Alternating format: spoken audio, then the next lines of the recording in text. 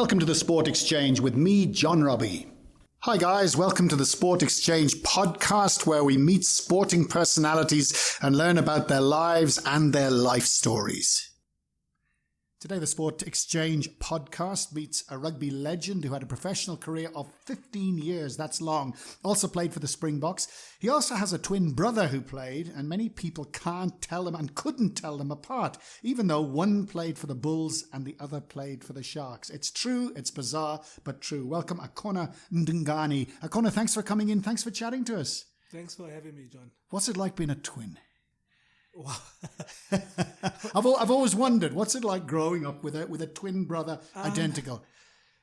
Wow, I never had that question in a while, but I think it's been great. Having someone that you grow up with, fighting a lot, wearing similar clothes up until you get to an age where you're like, no, this is not cool anymore. You want to be yourself. But I think, it's been nice having someone that I can always rely on. Who's the oldest? I am, by 5 minutes. 5 minutes. And is there that special bond? Do you find yourself completing sentences, doing remarkably similar things, or is that just coincidence that gets written up as such? I think it might be in other sets of twins.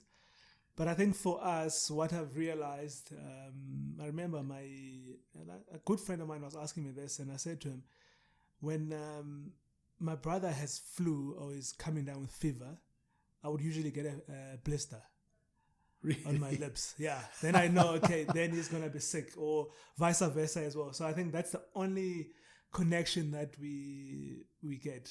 Isn't that bizarre? Because every twin has something like that. Because your dad was a twin as well, wasn't he? Yeah, he was. My dad was a twin, and his twin brother had twin sons as well. Oh, for goodness sake. A big family of twins there. Have you got kids yet? No, not yet. Not yet. Well, I'd be careful if I was. I'd start saving. And in terms of growing up, your dad, I think it was Zingisa, is that right? Zingisa. I mean, I didn't know about him until sadly he passed away. And then, of course, the media went bananas. It sounds like he was an amazing man and an amazing rugby man. Very much so. Amazing man, amazing father. And I think, for us, when we look back, our careers and how far we've come, we can always give gratitude to him. Because I remember, he's always instilled the discipline side of things, the hard work, because he was a hard worker himself, and I think, if you have a family of 4 boys, you have to be a hard worker and disciplined father. And I think, getting those aspects as growing up as boys, it helped us to, push our careers and play at the highest level for this time. And I think for my dad and my mother, I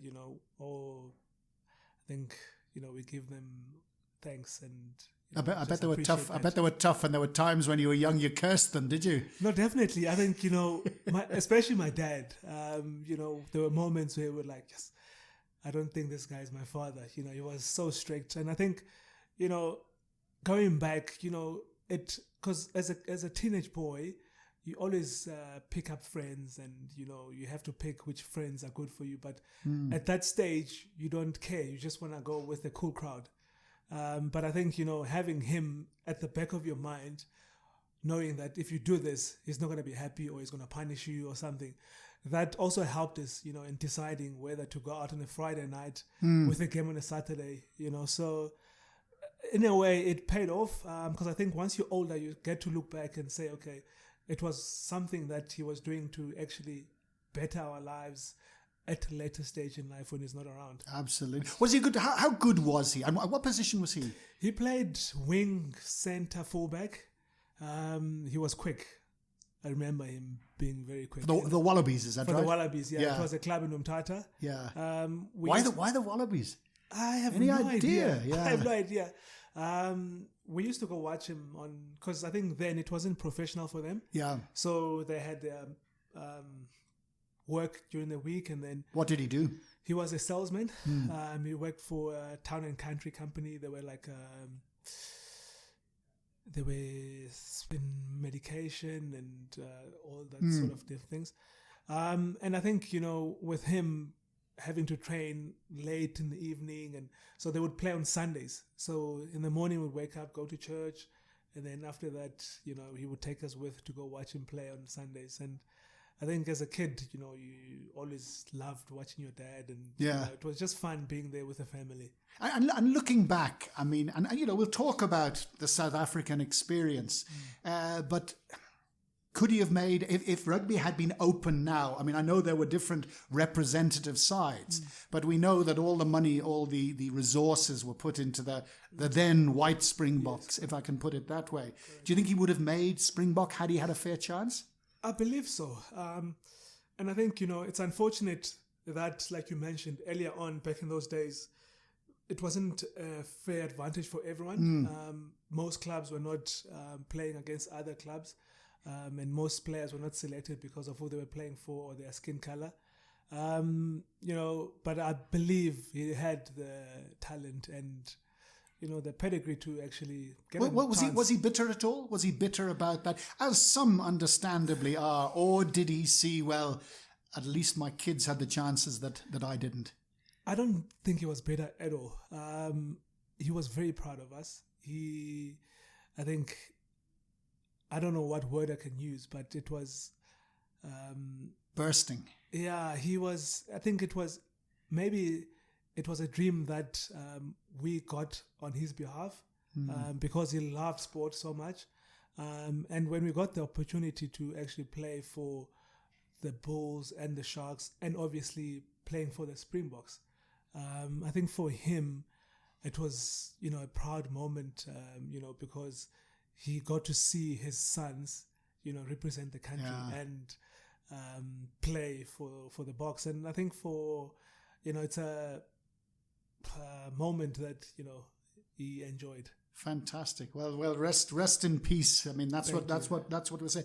Tell us about rugby and the Eastern Cape, because I, like so many people, I've been very disappointed with some aspects of the Kings. Particularly off the field, there seems to be corruption. There seems to be just a mess.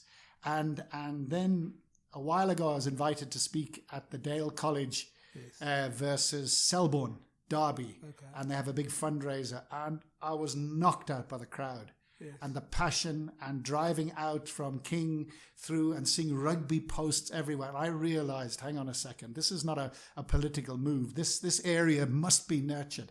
Tell us about rugby in the Eastern Cape, because a lot of people have this, outdated view that black people love soccer and don't like rugby, which when you go there, you realize is ridiculous. It's actually ridiculous. Like you said, people in the Eastern Cape are passionate about the sport. They love the game.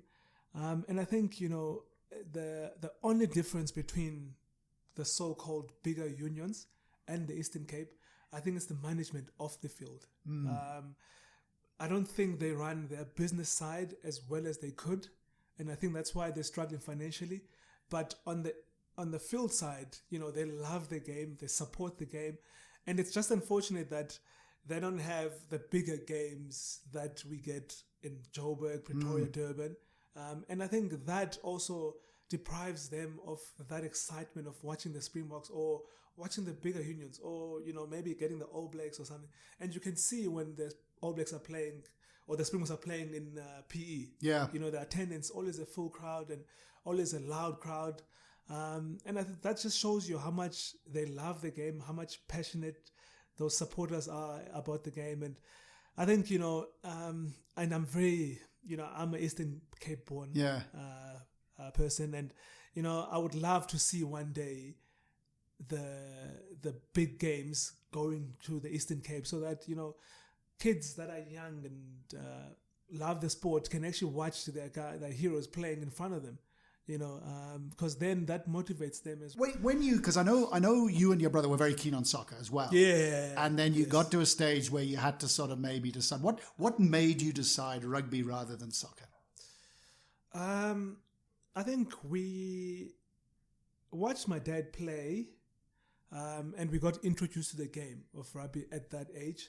And unfortunately, at our school, in St. Patrick's, we didn't have rugby as a sport. Yeah. So we only did athletics and played soccer.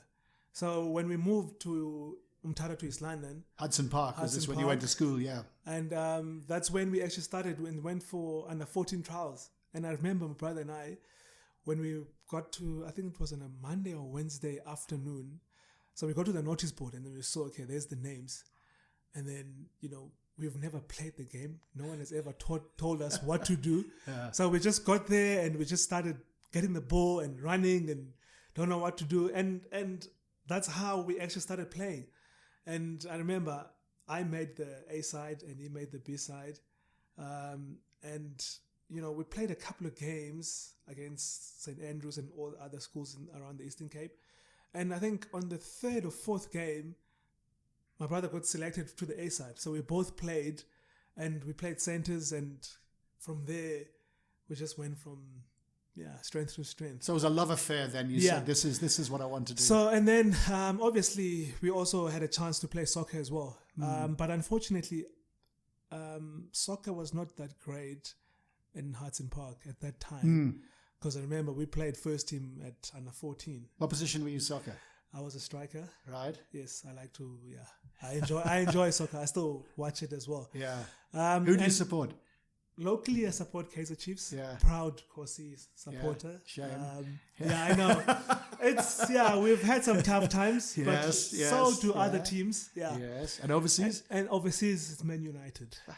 Big shame again. Chiefs, Man United. I knew we had a lot in common. Yes. What were your plans career-wise? Did you always say, when you fell in love with rugby, I fancy a professional career? Or did you say, because you went to technical school, didn't you, then afterwards? What were your career thoughts at that stage, or can you even remember?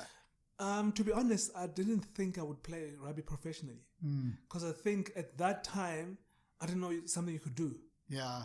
Because the game had only just gone professional, or was going professional at that time. It had gone, but I just used to watch guys playing, and I didn't know that it's what they did all the time. So obviously my parents would say, okay, you have to study to become an engineer, doctor, so I studied quantity surveying at the Eastern Cape Technikon. With your brother, because your brother was there as well, wasn't he? There. Yeah, he did engineering, He I did think. civil engineering. Yeah. Yes, correct. So we studied that in the first year, and then he. And did you enjoy that? Did you enjoy it? I did. Yeah, I did. I'm not a big fan of the books, but I enjoyed that. Yeah. But I think he got a contract with. And then we played under 21. I think after high school, and then the second year he got a contract for the senior side with the Border Bulldogs, and I think it was Kobus van der Merwe, the coach at the time. And then I got an offer to go play in Eastern Province for the Mighty Elephants. Mighty Elephants back then, yeah. So I left and I studied at PE Technikon. And then I could see. Did you finish? No. Yeah. Because then I could see, okay, now the timing of it's a bit of an issue for me because I can't go to class to attend. Sure, no. Go to training. Virtually every professional sportsman we've spoken to has said exactly the same thing. What did your parents say about that? I think when we first told them that, okay, here's the situation here. I'm playing for Mighty Elephants and I'm getting paid for it. And I'm enjoying it and I love what I'm doing. And they gave us the go-ahead because I think my dad loved the game and he had aspirations to see us go further.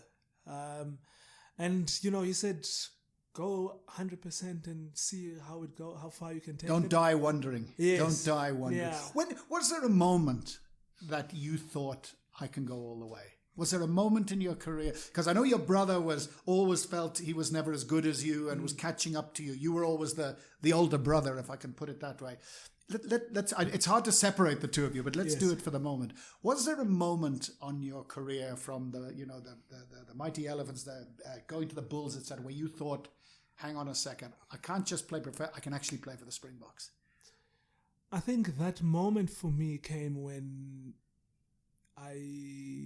because after Mighty Elephants, I went back to Border, and my brother and I got selected for the SAA side. Yeah. We toured Argentina, Rudy Ube was the coach then. What was that like for a kid from Umtata? Must have been amazing, eh? Well, we had a blast. Yeah. And I think for me, the nice thing about that is that there were a couple of players from Border that were selected as well. And I felt like, it's players that I know, that I understand. And it was exciting. And I think, for my parents as well, they could see that things are happening in the sports side. And they gave us the support we needed, the support we wanted. And I think from there, coming back from that, then the Bulls offered me to come up to Pretoria. And I remember when I phoned my brother. Was that a loan or a full? It was a loan at first. A loan at first. Yeah, my brother was here at the Bulls, and he got an offer to go to the Sharks.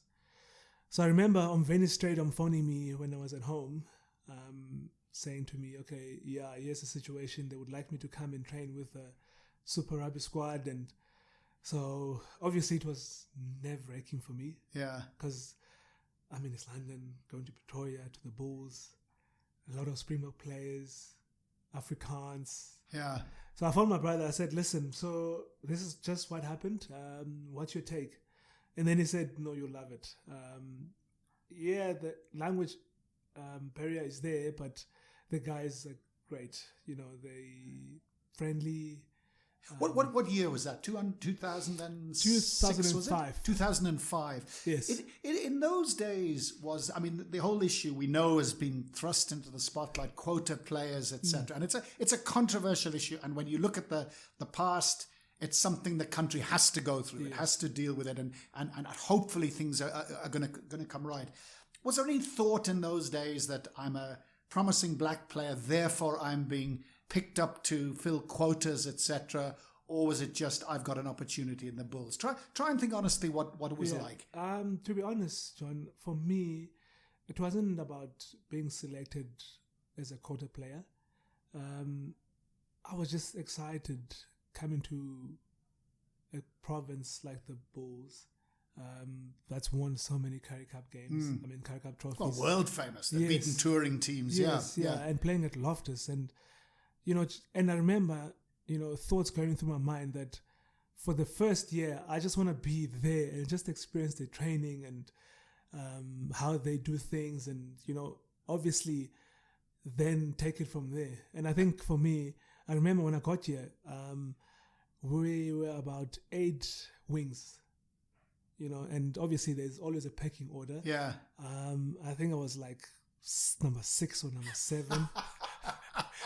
And for me, I didn't have an issue with that because, I was just there to just train and hopefully impress them enough to get a chance. And, within 3 games, because I remember we played warm-up games, obviously, and then because we used to play warm-up games against the Sharks in Sun City and we would have like midweek games. And I can remember that. I'd forgotten that. And I didn't go to Sun City, so I was okay with that because it was, I think the starting wings was Brian and Ricardo Lobcha. Yeah. And then obviously John Mameta, myself, Jeno Demas, Gavin Parsons. Yeah. So we had all of those guys and we would play at Loftus Beefield, and comes now the first game of the season against the Lions, and then Hani Kameh is announcing the team and I see my name on the bench. I'm like, oh wow, okay, I was not expecting that. But obviously I'm excited. Then, I played from the bench, and then from there we went overseas. I didn't play against the Brumbies, and then I think JP Nell got injured, and then they moved Brian to center for the next game against the Highlanders. Oh. And then I got my debut to start, and on the other side was PSPs. And then we didn't have a good game. We lost 28-0. Yeah. And then from there we went to play against the Hurricanes. And what was it like going to New Zealand and seeing how good they were? I mean, the gap possibly wasn't as big as it is now. We'll talk about that later. But it still must have been quite daunting to play in New Zealand. It was. And I think for me, especially because I used to watch Super 12 when I was in high school and seeing those teams play. And I remember you asked me earlier on who was the guy that I looked up to. And it was Tana Umanga. Oh. And I remember Brilliant, when we played against the Hurricanes, he was the number 12 there. Yeah. And I'm on the other side and I'm looking this guy, I used to watch him when I was in high school, doing the same sidestep and doing the same movement. Yeah. And it was, for me, it was fun to just be on the field with him and seeing him do the same things. And, it was a moment where I was like, okay, now I think I've made it on the big stage. Yeah. I have to lift my game. I have to, if I want to play in this level for a long time. And I think after that game, because I even scored a try in that game. Talk us through it. Talk us through the try. I bet you can remember it absolutely clearly. No, Come on. I can't actually. The try I remember was against the Warriors. I think we played the Warriors after that before we came back home. I was on the left-hand side. I think Brian got the ball and he made a half gap and he played me on the outside, ran down the touch, and then the fullback came and tackled me just before the touchline. Yeah. And obviously it was at night and it was a bit slippery, so we slid on the grass and I could actually turn around, lean over, and place the ball. So and I think Heineke was happy with that, and I think I got a little bit of confidence as well. Yeah, not just playing at top level, but actually feeling comfortable. Yes, because I think for me that was key. Where did you get your ability to finish? Are finishers, like they say, strikers in soccer are born, not made. Yes. And you were a fantastic finisher. Yes. And you'd pluck it out of the air. You'd be in the right place at the right time. Where did that come from? Was that born? Was that a gift, or was it something you actively worked at? And say this, giving advice to players as well, now to young players coming through. And don't be modest. No, I won't. To be honest, I didn't work on finishing a lot. I think it came to me. And, the excitement and the hunger to score tries. Yeah. And I think, the gift that God blessed me with, I was able to suss out the situation. Read the game. Work around it and read the game and be able to see what I need to do to score the try. And because I remember there was a try where I scored against the Lions at Loftus. I was against the touch and there was 2 Lions players coming across, and the only thing I had to do was to just get my head down and just, dive. Yeah. And for me, if I was someone that wasn't that hungry, I could have gotten injured there. Yeah. I'm taking my head and I'm going in first, but for me, it wasn't about getting injured. It was about scoring the try and doing well for the team. Because I know Ray Mort and Danny Gerber, 2 of the greatest players I ever played with. Yes. And if they didn't score a try in the game, it actually angered them. Forget whether they won or lost. Yes. You could just see, once they'd scored, they felt, that's it. We used sort of the same, like a striker in soccer. Yeah, well, I think for me, I remember Brian and I used to make bets and say, okay, who's going to score more tries? And then as the time went on, Francois Ochad, would say, okay, I'm going to try and go for man of the match. And I think for us, it pushed us in the game. Yeah, to try healthy competition. Healthy competition. And I think it's not about being selfish as a player as well, because you made a bet with your mate, but I think it just pushes you to want to do well. And I think that helps as well your teammates around you. Once they see that, this guy is playing and is performing and, Well, you certainly did, and you became a legend at Loftus, so much so when Jake White made that infamous comment when people were saying, what about these 2 brothers? Why are they not getting a chance? And he said they're not quick enough. Yes. Do you remember that? Yes. Tell us about that, because I remember one of you then came up and said, but we've never been tested or something. Yes. What was that all about, and what was that? What was the effect of that on you, do you think? I think, everyone is entitled to their own opinion, and obviously coaches get asked questions like that. Yeah. And, they have their own views about everything else. And I think, my brother even said, like you mentioned earlier, that we were never tested. Yeah. And, funny enough, Jake White selected me into his Springboks squad, and we actually won the World Cup with him. Yeah. But I think for me, and I think it goes back to what my dad and my mother, taught us as children, that, you mustn't let things get to you. You can only control what you can control. If John thinks you not too quick or you can't tackle, obviously you need to work on yourself and your skills. Prove him wrong. Yes. Yeah. So, I think for us, we were just all about hard work and, trying to, make it to the senior team and just become the best we can be. And I think then the rest will take care of itself. And, I think that's what we did, and that's how we got to play for the Bulls and the Boks. You're getting selected for the Boks. I mean, your debut was one of the worst. I mean, it was, you hoped at the time it would be the worst day ever, but of course, since then, the 57 games and so on. But you were selected for the infamous Brisbane game, 49-0. Tell us about the selection, the high and then the low. I think the selection, first of all, I remember I was with my girlfriend, then my wife now, at the doctor's rooms. And then I got a phone call from Jake, saying that, he's going to select me for the Springboks. And to myself, I'm thinking, this can't be. Is this a joke? Is this is this for real? Because I think, playing for the Bulls at Loftus, full stadium, and having watched the Springboks play, it's something that you always wanted to achieve. And, getting that phone call and getting that email with the squad and seeing your name there, in the Springbok letter, with the Saru letterhead, and knowing that this is for real. It was a dream come true. Yeah. If I may put it like that. And I bet your dad was in tears, eh? I remember phoning him and phoning my mother, telling them that, I've been selected for the Springboks, and, my mother just started crying, and, just the excitement in the family, even my brother, even though he wasn't selected, he was very happy and excited, and obviously, getting selected and to play in the Tri-Nations then, against Southern Hemisphere, which is, New Zealand and Australia, and you get to test yourself. And I think for me, I didn't want to put a lot of pressure on myself in the sense that you're playing against the All Blacks, because it's guys that I played with in the Super Rugby tournament.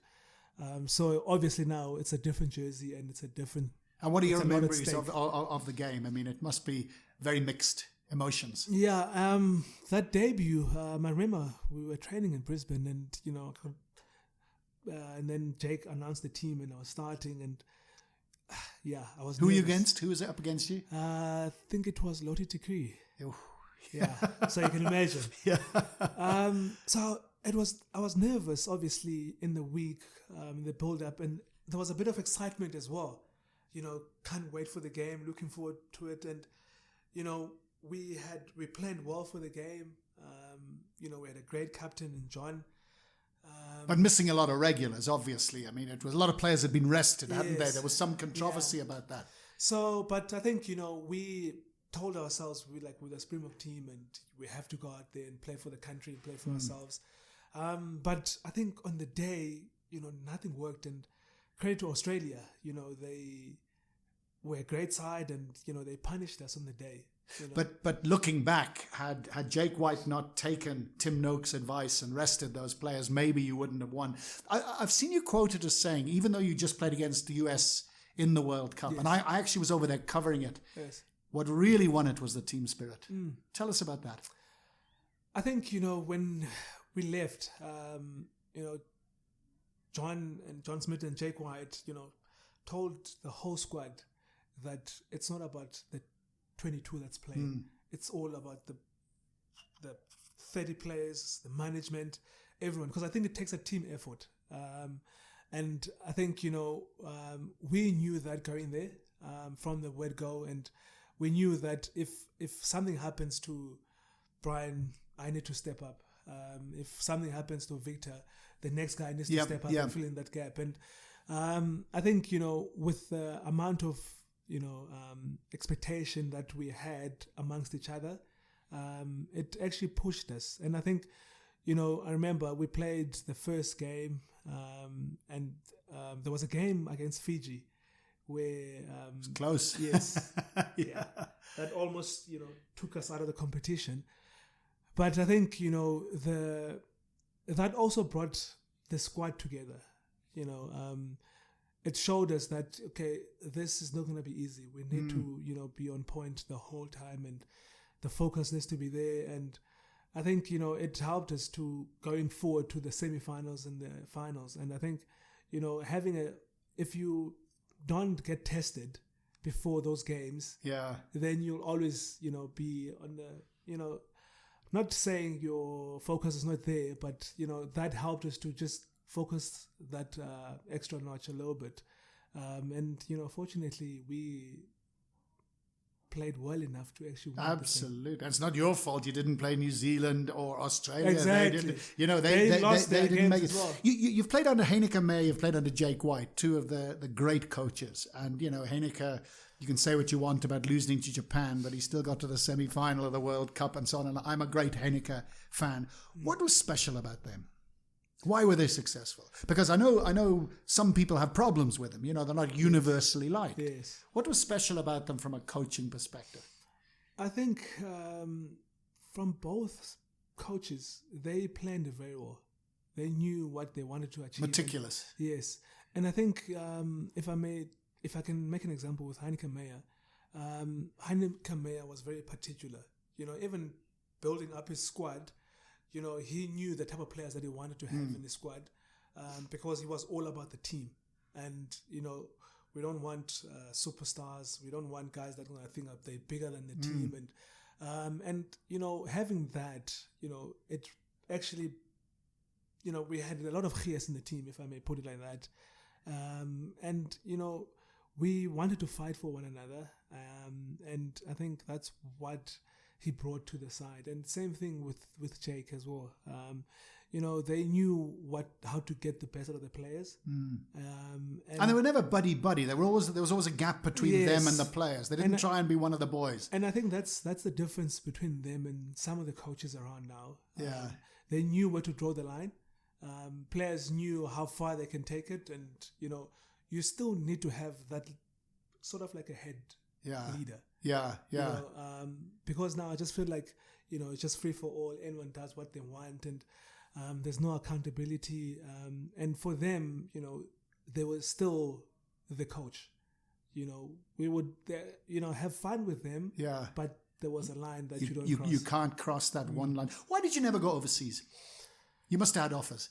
I did, but I think for me, and my brother and I, spoke about this, and we were very happy at our unions. We were very comfortable, and but earning rands when you could have been earning euros or pounds or the yen wasn't. Yeah, yen. Yeah. But I think it's something that when we finished, we thought maybe it was a mistake. But I think for us, we don't have regrets. Things happen because they had to happen, and we happy with what we achieved. And unfortunately, we didn't get to go play for in France or England. Or would you looking back now, if you could have, hindsight is a perfect science. Yes. Would you have gone for a year or two? Do you think? I think I would have. Yeah. And the only reason is because I think you get to grow as a player. You get to get tested in different conditions. And as a person. It's an experience. Yeah. Yes, yeah. And I think, I've seen the guys that go overseas and still come back. They're completely different. Because I think if you stay in one place for too long, you become too comfortable. And you do grow, but I think if you get and put in a different country, the weather's different, the food is different. The language is different. Yeah. Now you get to grow as a person, you get to see things differently. And in that regard, maybe I would have, in hindsight, Tell us about injury, because you broke your leg twice. I broke my leg playing for Ireland, but I was an amateur. I broke my leg. I was an amateur. Yes. It was hugely disappointing, very, very painful, but I still had a job and etc. Yes. What's it like when you break your leg as a professional rugby? Tell us what happened the first time. You see, I think my leg issue started in 2008, off-season training. We were in George then, and off-season training is always tough. Yeah. And I got a shot on my shin, but obviously the body's still warm, you still carry on and you put ice on it. And I think my big issue is that it was actually not too bad. It wasn't painful, but I carried on with the training. And then I went home, I still stayed training. When I started now in 2009, I started having shin splints. Oof, yeah. Which was, it's horrible. A nightmare. And I remember from, in March, I would go to physio every day, have treatment. Friday, have pain injection. Saturday morning, and then not train on Monday because I need to rest the legs. And I think, I took my legs beyond, the point of... Pushed them too hard. Yeah. And I remember speaking to the doc after, because that year we beat the Chiefs at Loftus. And one of the greatest performances ever. And for me, ever, I felt like it was worth it. Yeah. That pain, those injections, that physio treatment and all of those. At the end, once we had the trophy there at Loftus, for me, it was satisfying. And I remember we had a plan with the doc that, okay, now you're going to rest a couple of weeks and then you're going to come in later for Currie Cup. Yeah. And I did that. I remember that first week, and then I played against the Leopards at Loftus. So I was only going to play 40 minutes.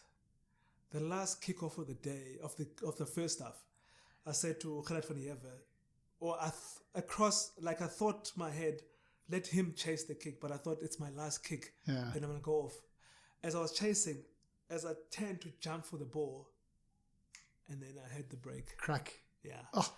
And for me, it was weird because I've never had a bone crack before. Yeah. Because I thought it was something from the stand that broke, and then I touched my leg, and then I could feel the bump. Then With a bone. Oh. Yes, yeah. Oy. And then I knew that my leg was broken.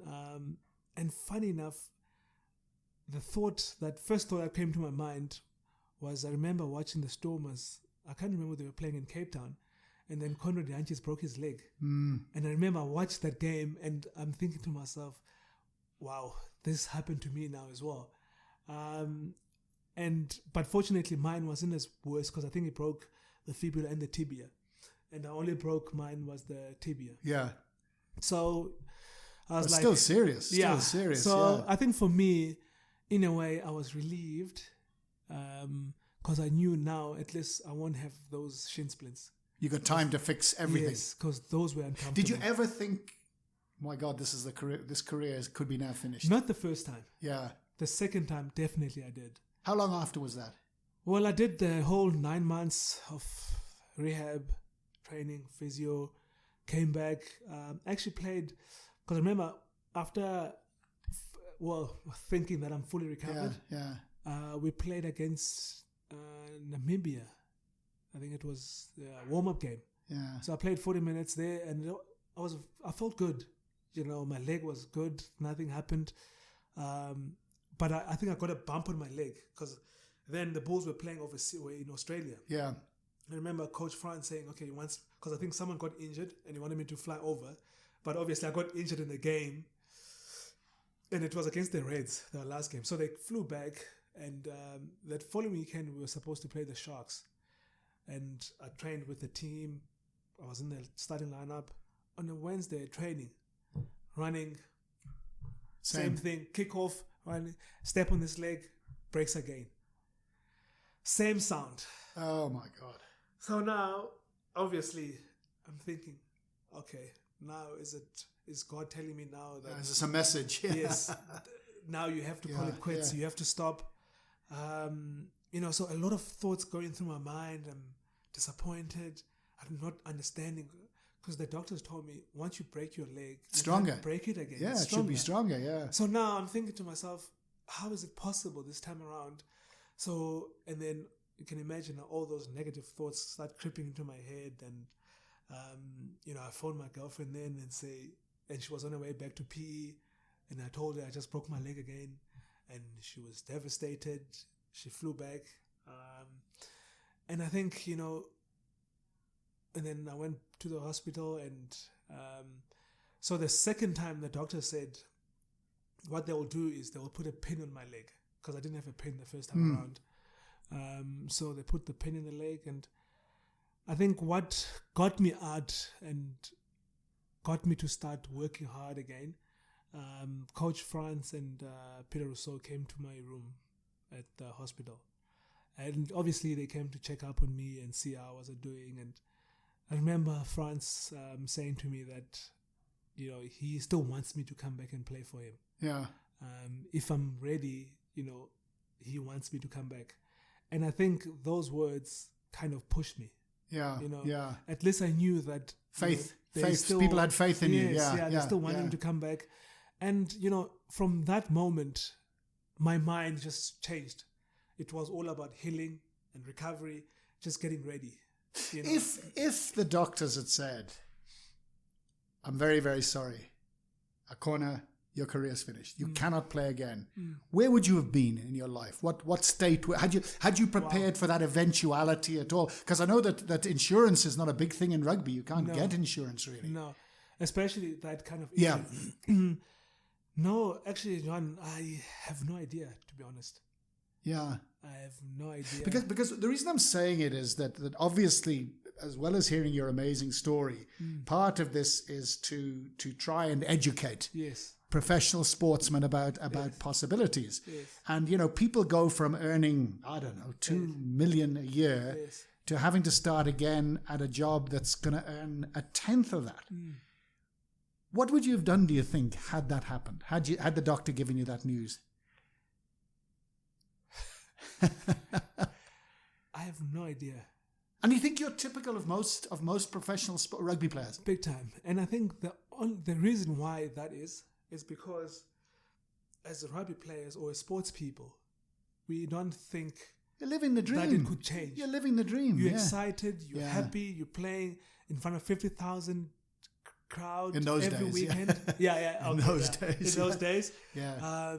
You get to travel, you get sponsorships, you just everything about life is great. And you don't actually plan if it's gone tomorrow. And I think, your question is spot on. Had it happened like that then, what would I have done? I didn't finish my diploma. I didn't have a plan B. Did that change did you then start to look, because I know you've got a construction business now, I know you've got a foundation that looks after players, etc. Do you think that second fright made you start to say, hang on, this is not going to go on forever? Do you think you started to look at other things then? Not at all. Really? Yeah. And I'm staggered. I know. Yeah. I know. And like for me, honestly, I didn't even think that. And I think, like I said to you earlier on, after my conversation with France, I changed my mindset in the sense that it's all about recovery and getting back to my fitness. So 110% rugby. Yes, 110%. And it never even crossed my mind if I can't make it or if my leg can't, because I tried to take those thoughts out of my mind. When did you start to look beyond rugby? Or did you wait till the day you announced your retirement? No. I think I started looking at outside when I started not being the favorite. Okay, not regular selection. Yes. Because then you start to, which for me, I believe it was a bit late. Yeah. Better late than never. Better late than never, yes. But I think if I would go back now, when I start playing professional, I would obviously have, because I think as a sports person, you don't think 10 years or 12 years or 15 years. Of course not. It's going to go by so quickly. Yeah. You always think, now I've got lots of time, I can always plan, when I have 5 years left. And you don't want to do it either. And you want to you want to say, I'm concentrating, because it's actually tough to start thinking of that. Am I right? It's a bit, it's not a happy thought. An inconvenient truth. Yes, that's the thing. And I think, that's part of the reason why my brother and I have started the agency. What's it called? Zingisa Management. Oh, after your dad. Lovely, After my yeah, dad, yeah. yes, And we've decided to start with younger players because I think once you start telling them at a young age, then they will understand.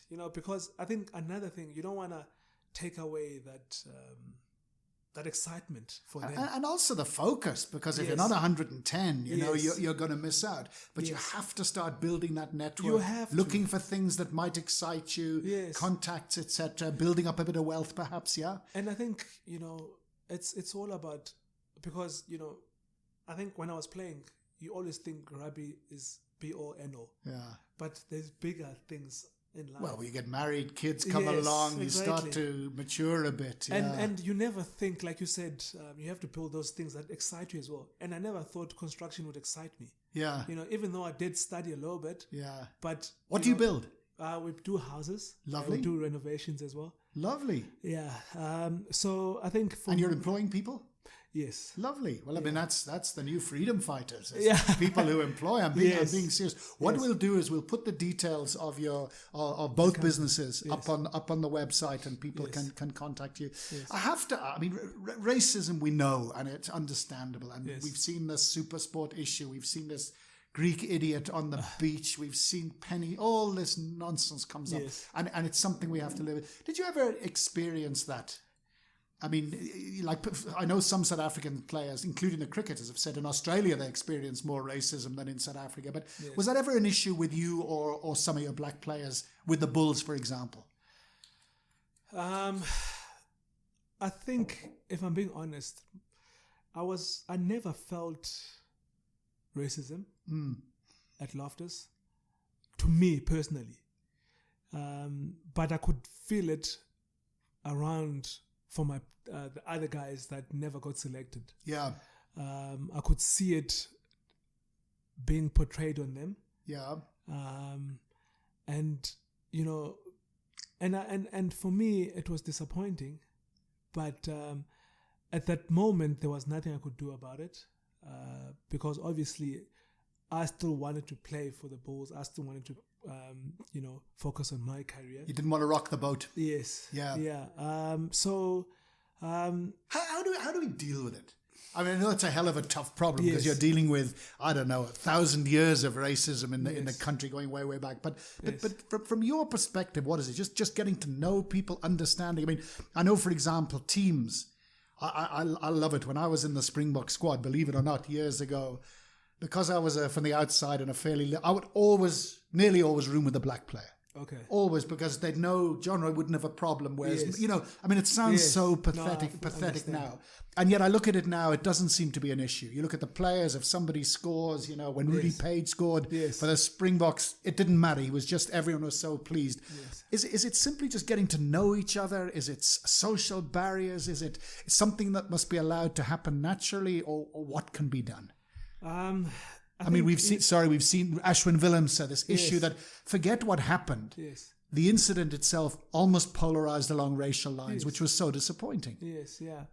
I think, like an example that you made now with Rudy Page scoring the try, having Eben, lifting him up. Yeah. You get players that, for them it's not about the color. They just, they get to know. And I think, if I look at the Stormers guys, they seem like they get along very well. Yeah. It's not about the color of the skin. And I think that it's all about spending time with the other person. Then you get to know him and you get to understand him. So do you think there maybe social norms have broken things down more between the players of different, maybe more so than in Pretoria or Johannesburg or whatever? I think so. I think obviously I believe Cape Town is a bit laid back than other provinces. Well, they're all asleep there anyway. Yeah, well, basically. Yeah.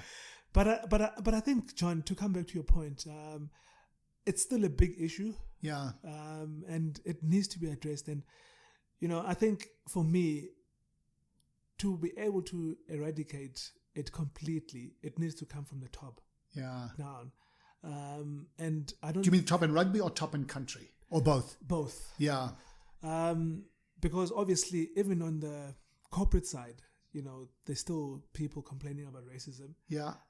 But I'll speak about sport because that's what I know. And I think, we do have black management, but I just don't believe they do enough. And it needs them to, stand up and ex-players like ourselves as well. Do you think people understand what racism is? Because, you can get white idiots, black idiots, Yes. Irish idiots. Yes. There are idiots all over the place who need to be called out. Yes. But do you think people understand that when you generalize Yes. about a bunch of people based on the color of their skin, particularly if it's a negative thing, that is racist?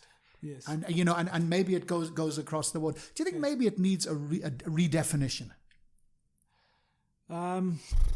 It's a tough one. And bear in mind, I've been here for 30 years, but I didn't grow up Yes. here, so maybe Yes, I'm at yeah. a disadvantage. Yes and no.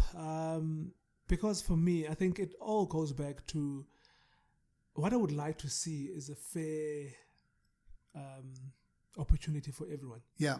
Starting from contracts, because there are still white players getting more money than black players. And you would find that, the black player is playing more games than the white player. Yeah. And it's things that needs to change. That's not fair. The little things need to change as Yes. well as the big things. Yes, Yeah. And I think, most black players don't feel like they have the backing of the coach sometimes. Maybe they get less chances to prove themselves Exactly. than other people. Yeah. And I think for me, as a former player, once your coach tells you that he backs you 100%, that's why it meant so much to you. yes. I've got. What about you and coaching? What about you becoming one of those, or are you too busy with your other things now? Would you be a good coach? I don't. Well, I can't say no. Yeah. Because I've never had the chance. But now at the moment, actually, I'm helping out as sort of like a team manager. There's a team called Loftus 200. Yeah. That Victor is the head coach. Yeah. So basically, it's a concept that started a while back. So President now, Willem Strauss, is starting to bring it back. So we select players from clubs around Pretoria. Yeah. And then we're playing next week warm-up game against the Lions. Fantastic. Yes, yeah. So, is this a sort of another route to the top for maybe players who've missed the net, the professional net, or is it simply fun? No, I think is the idea is to get those guys exposed at at obviously the coaching, because I believe Victor is like a great coach. Of course, yeah. He's still going to become one of the best as well. And I think, getting those players to play at Loftus, yeah, having the Currie Cup coaches there, having the selectors there, seeing what those guys can do, it gives them the chance to maybe getting drafted to the Currie Cup squad or whenever. Yes. And I think, we played a warm-up game against the French players of the Bulls last week, and we lost by 3 points. Wow. Yeah. And I'm sure. And what did that make you feel? Did you get a buzz out of that? It was exciting to see, because there's a lot of talented players, but obviously it's all about chances and opportunities. And I think, Coach Porter Human was actually scratching his head and thinking, okay, maybe there's some players you need to select. I played against Porter Human. I tell you, I'm glad if he was scratching his head, because he's kicked me a few times on the field. I can tell you. No, well, we look out for that one, Yeah. I mean, final thoughts going forward. I mean, to a young player or to a parent of a young player who is maybe, I don't know, matric this year, he's maybe played for his provincial side, he's chanced to go to university, he's getting offers all over. What would your advice be, short and sharp, about the next step? I think for me, it's important to have a plan and to speak to the right people. Because I think most guys out there will want to, not use the player or to their benefit, but maybe they won't give him what's best for the person or for the kid. Yeah. And there are different agendas out there. Yes, different agendas. And I think for me, what's important is that, the kid must also study as well, especially if it's just finished matric. Yeah. You know, now there's... So would you go the Varsity Cup route? Definitely. Because the standard is fantastic. It's and amazing. you have to get a degree. You have to And be a you have genuine to- student. And Yeah. what I like about that concept, you have to study. Yeah. Be it whatever you want to study, but you have to study. Yeah. And I think for me, that is important. And obviously, then the next step, if he makes it to the next level and become a professional athlete, then he has to have a plan. Yeah. Because for me, that is key. And I remember speaking to, after I retired, I went to Bjorn and I are very close. And I said, Your son. Yes. Yeah. And I said to him, Bjorn, you need to start planning now. Yeah. You know, because also he hadn't started planning. You know, he's like, I'm 30 and I still got a 5-year plan. Yeah. I said, you need to have a plan B as well. Because now, if you're on the outside, you understand it and you know it. Yeah. And you know what it takes. So, for me, those are the most important things. Fantastic. Well, listen, congratulations on your career and thanks for talking to us, Akona. Stay in touch and good luck Yes. going forward. Thank you for having me, man. It's been great. What a great rugby career and plenty of good advice from Akona Ndungane. Listen and learn. Thanks to Slow in the City, as usual, for hosting us. Follow us on Twitter at TSC Advisory for updates and subscribe on Apple Podcasts or on your favourite podcast app. Look forward to seeing you again soon. Cheers from John Robbie.